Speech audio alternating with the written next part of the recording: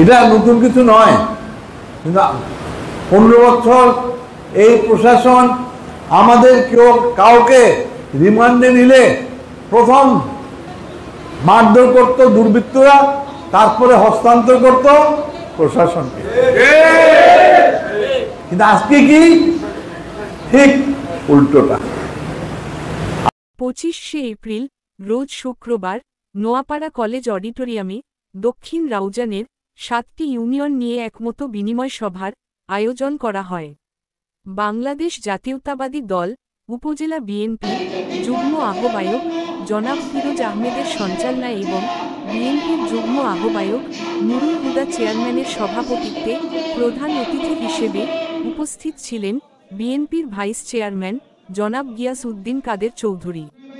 এতে উক্ত 7 ইউনিয়নের নেতাকর্মীরা বক্তব্য রাখেন।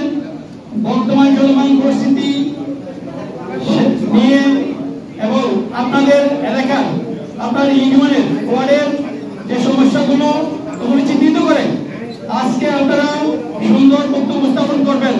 এখানে কেউ কারো বিরুদ্ধে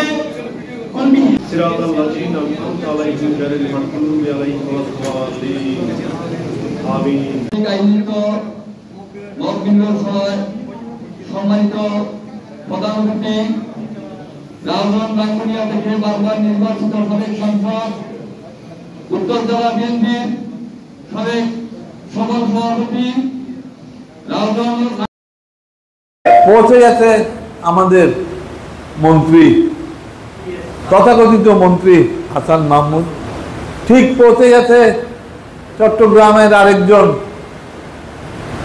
মন্ত্রী নোফেল, সেও কিন্তু সময় মতো হিন্দুস্তানে পৌঁছে গেছে। 5ই অগস্টের আগে নয়, তারা কিন্তু পাড়ি দিয়েছে 5ই অগস্টের পরে। এখনো এই দেশের মাটিতে শেখ হাসিনার প্রেসক্রিপশন বলবৎ। এদেরকে যদি আমরা সম্মানিত করতে না পারি, এদেরকে যদি সম্মান দিতে না পারি, তাহলে আগামীতে আবারও যখন আন্দোলন আসবে সেই সময় এই যারা আজকে নতুন ভাবে আজকে বসন্তের কুকিলের মতো আসছে, এদেরকে কাউকে খুঁজে পাওয়া যাবে না।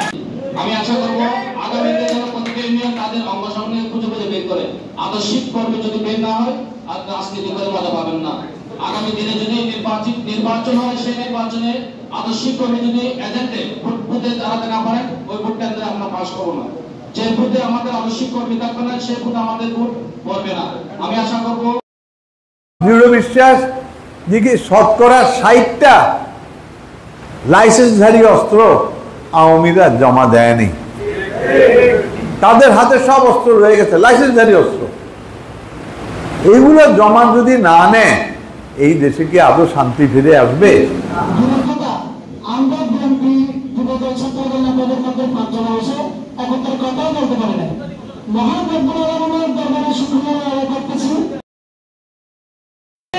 এখনো পর্যন্ত আমি গর্ব করে বলতে পারি আমার ইউনিয়নে কোনো হয়রানি, কোনো মৃত্যু, কোনো জুলুম, কোনো নির্যাতন আমরা করতে দিই নাই।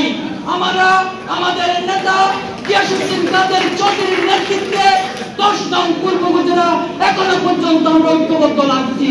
আমাদের 10 নং পূর্ব উপজেলা ইউনিয়নে এখনো পর্যন্ত কোনো গ্রুপিং নাই, কোনো গন্ডগোল নাই, কোনো অরাজকতা নাই, কোনো হামলা নাই, কোনো চাঁদাবাজি নাই। এটা আমি সেখানে আপনাদের কাছে আমি বুকে হাত দিয়ে বলতে পারি 10 নং পূর্ব উপজেলায় এখনো আমরা আমার প্রিয় নেতা আলহাজ গিয়াসউদ্দিন কাদের চৌধুরীর নেতৃত্বে ঐক্যবদ্ধ আছি। আগামীতে থাকবো ইনশাআল্লাহ।